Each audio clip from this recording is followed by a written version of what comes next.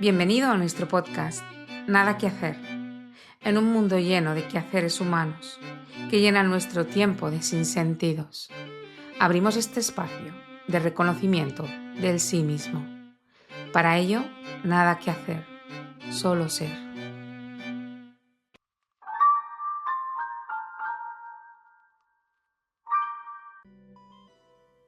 Querido oyente, soy Neus Arola y estamos con David Gimes. Hola David. Hola.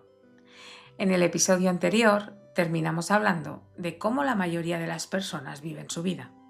Y también concluimos que todas y cada una de las formas de vida son necesarias, pues todas cumplen su función. Hoy me gustaría que hablásemos de por qué la mayoría de la gente acaba viviendo una vida que no quiere vivir sino por todo, sino en la mayor parte, y de por qué no toman la decisión de cambiar. A ver, mira, el libro de texto de un curso de milagros, en el capítulo 11 nos dice: el ego puede permitirte, y de hecho lo hace, que te consideres altanero, incrédulo, frívolo, distante, superficial, insensible, despegado e incluso desesperado, pero no permite que te des cuenta de que realmente tienes miedo. Minimizar el miedo, pero no deshacerlo, es el empeño constante del ego, y es una capacidad para la cual demuestra ciertamente gran ingenio. Y es que en el fondo de lo que se trata es del miedo. Casi todo lo que hacemos, casi todo lo que nos mueve en la vida es el miedo. Es el motivador básico, el miedo y la lujuria, de hecho. ¿La lujuria? ¿Qué entendemos por lujuria? Entendemos la lujuria no como algo únicamente sexual, sino como la búsqueda del placer inmediato. La incapacidad de resistirse al placer inmediato es lo que conocemos como lujuria, sea en el aspecto sexual o sea no poder resistirse a comer una galleta de chocolate. En el fondo es lo mismo, es placer.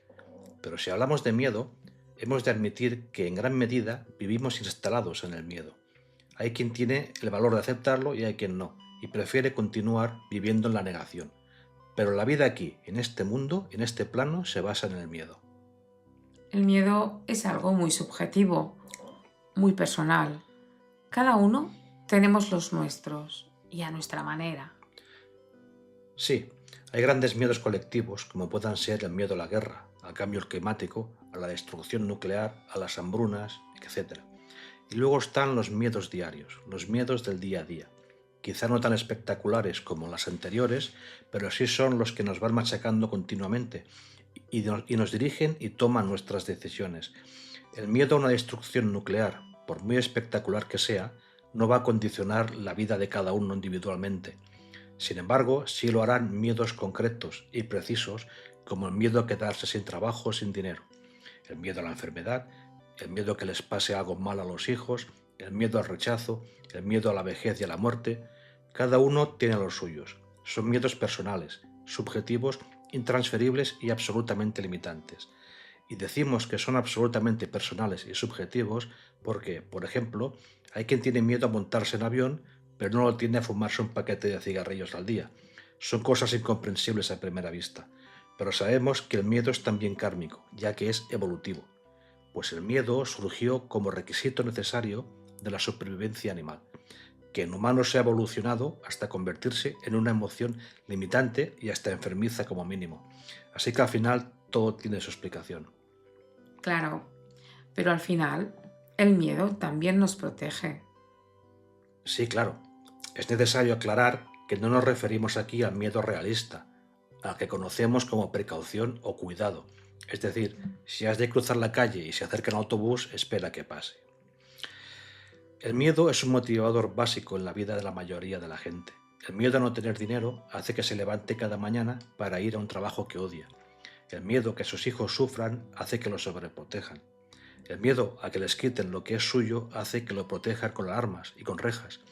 El miedo al rechazo de sus semejantes hace que se vistan con cierta ropa, frecuenten ciertos lugares, conduzcan ciertos coches y que incluso finjan lo que no son con tal de ser aceptados o admirados. Puede ser incluso el miedo a no ser feliz, es decir, puede no existir el miedo a quedarse sin dinero o sin salud, pero puede existir el miedo a que, si no hago, por ejemplo, tal viaje a tal lugar, no conseguiré la ansiada felicidad.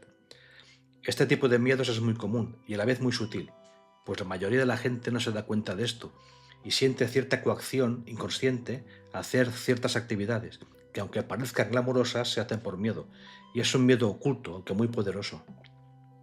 ¿Es posible vivir sin miedo? Por supuesto, como primer paso, solo necesitamos averiguar de dónde y para qué surgen esos miedos. Eso nos llevará a mirar hacia adentro, hacia un camino interior que llevará a que todo el miedo salga a la luz y pueda trascenderse. Las situaciones pueden ser verdaderas, pero el miedo es siempre falso y hay que atravesarlo. Al final, el camino es tomar conciencia de qué somos en realidad. Puede que lo más duro de todo sea el miedo a enfrentarse al miedo, no saber cómo hacerlo y no saber cómo acaba. Sí, pero hay que tener fe en que el final es inevitable. Entregar el miedo a Dios es la única manera. Hemos de tener fe en que cuando iniciamos el camino no vamos solos. Somos llevados de la mano hacia el objetivo final, que es conocer nuestra fuente, saber qué somos y ser eso. Aunque sabemos que no lo es, esto, en principio, puede sonar a algo religioso. ¿Qué pasa con las personas que se consideran ateas, que no creen en Dios o no tienen ningún tipo de creencia? Eso mismo es otra creencia que hay que trascender. Es el mismo miedo. El miedo a no ser aquello que creo ser. El miedo a perder mi identidad. Pero también podemos llamarle arrogancia, ignorancia. Ciertas tradiciones nos enseñan que la última, y por qué no, la única pregunta que debemos hacer es ¿qué soy yo? A todo aquel que se considera ateo, esto le provoca cierta sonrisa como mínimo. Habitualmente, el ateo se tiene por alguien intelectual, con la certeza absoluta de que nada que no pueda percibir con sus sentidos tiene una existencia real.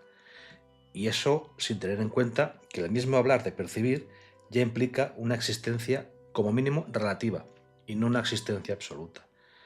Nada más allá de lo mundano existe para el ateo, que no solo no cree en Dios, sino que plantea con certeza y seguridad que Dios no existe.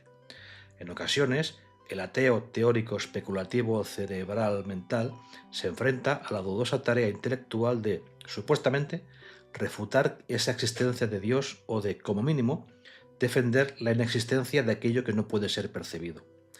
A pesar de sus pretensiones intelectuales, ninguno ha tenido nunca éxito en hacerlo. Este fracaso se debe al hecho ineludible de que aquello que no es demostrable no puede ser refutado. Al final, todos tenemos algún tipo de creencia. Sí, en el fondo todos tenemos nuestra fe y nuestras creencias, y vivimos nuestra vida según sus dictados. Y el ateo no es una excepción, ya que en realidad sí tiene fe. Aunque no sea en Dios, sí tiene fe y vive según ella.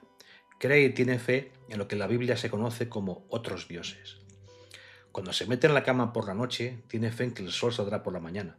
Estadísticamente es cierto, pero quién sabe. Tiene fe en que sonará el despertador y se despertará. Nadie se acuesta pensando que a la mañana siguiente no va a despertar. Tiene fe en que tendrá el mismo trabajo, en que su familia estará bien y en que todo será igual o parecido al día anterior. O como mínimo, tiene la fe irrefutable de que nada existe más allá de lo que a su parecer es real. Es decir, que todo lo que no está dentro de su círculo de realidad es falso. Y eso es una gran fe, muy poderosa. Pero en realidad tampoco es del todo así para el ateo. Como mínimo, intuyen que hay elementos que están fuera de su control y que por lo tanto, y aunque no lo admitan, están más allá de su conocimiento directo. Por eso se hace la misma pregunta que se hace todo el mundo continuamente, desde el instante en que se despierta por la mañana, aunque sea de forma inconsciente. Y es la siguiente: ¿qué pasará si esto o aquello? Desde una preocupación sutil y trivial hasta una preocupación más grave. Y por eso, por muy ateos que podamos ser, hacemos como los antiguos, como aquellos que en tiempos lejanos creían en dioses extraños. Ofrecemos sacrificios. Me gusta que hayas sacado el tema del sacrificio. Es fascinante ver cómo la gente se sacrifica y se victimiza para conseguir aquello que desea. Sí, se trata de un tema que da mucho de sí. Hay formas muy sutiles de sacrificio, pero que pueden causar mucho daño.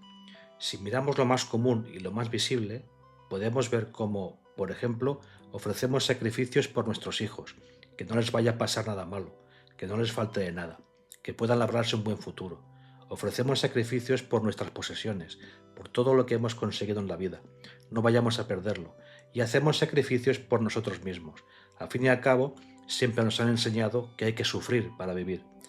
Así, sacrificamos nuestra vida levantándonos pronto cada día para ir a un trabajo que en la mayoría de los casos es odiado y causa de esas enfermedades a las cuales les tenemos tanto miedo y a las cuales más tarde o más temprano tendremos que dedicarle gran parte del dinero ganado con tanto sacrificio. No nos damos cuenta de que el trabajo en realidad empobrece.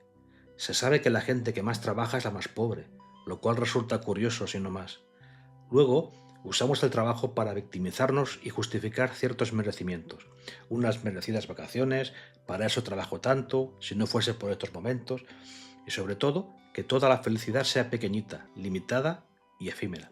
Siempre nos enseñaron que ser completamente felices tampoco está bien. Solo los tontos son completamente felices, nos decían. Y claro, si queremos ser listos no podemos ser felices. Pero lo hacemos por nuestros hijos. Por supuesto, que no les falte de nada.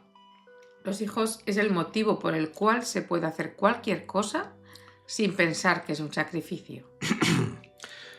Sí, pero no nos damos cuenta de que nuestros hijos, mis hijos o mis posesiones son mí, es decir, yo. Por lo tanto, ¿nos estamos preocupando realmente de algo que no sea yo? Para suavizarlo un poco, pongamos que sí, que lo hacemos por ellos y no por nosotros. ¿Qué pasa con lo que sucede en el resto del mundo? A la mayoría de la gente le da bastante igual.